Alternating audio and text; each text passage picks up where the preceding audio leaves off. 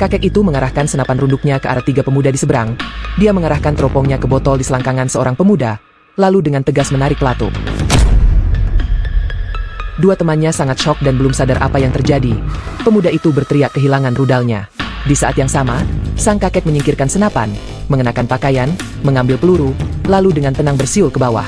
Dia berjalan ke tempat sepi, lalu membuang selongsong peluru.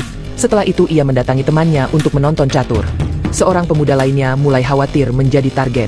Jadi ia dengan cepat mengemasi barang-barang, bersiap untuk meninggalkan kota. Tetapi dia tidak tahu bahwa kakek Ivan telah menunggu. Kakek juga tidak memilih untuk membunuh secara langsung, tetapi mengarahkan teropong ke tangki bahan bakar dan menarik pelatuknya. Saat ledakan terdengar, mobil itu langsung terbakar. Meskipun pemuda itu melompat keluar, bagian bawah tubuhnya terbakar oleh api. Saat mobil pemadam kebakaran tiba, kakek menyimpan barang-barang dan maju untuk bertindak sebagai penonton. Setelah memastikan bahwa bidikannya tepat sasaran, ia segera berbalik dan pergi. Polisi Alexei memperhatikan sesuatu.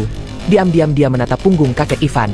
Kejadian penembakan berturut-turut membuat Kapolda mulai panik, karena anaknya juga termasuk orang yang melecehkan cucu kakek Ivan.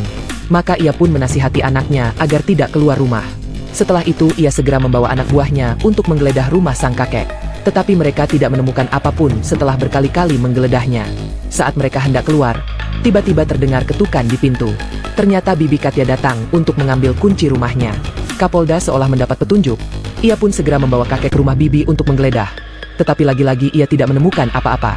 Sehingga, Kapolda hanya dapat memperingatkan kakek Ivan untuk tidak menyakiti putranya. Tetapi kakek berkata bahwa mungkin saja tragedi itu sudah terjadi.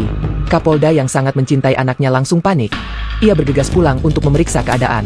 Karena tidak ada respon dari putranya, ia segera mengeluarkan pistol dan bersiap untuk masuk. Namun orang dari dalam justru menembaknya.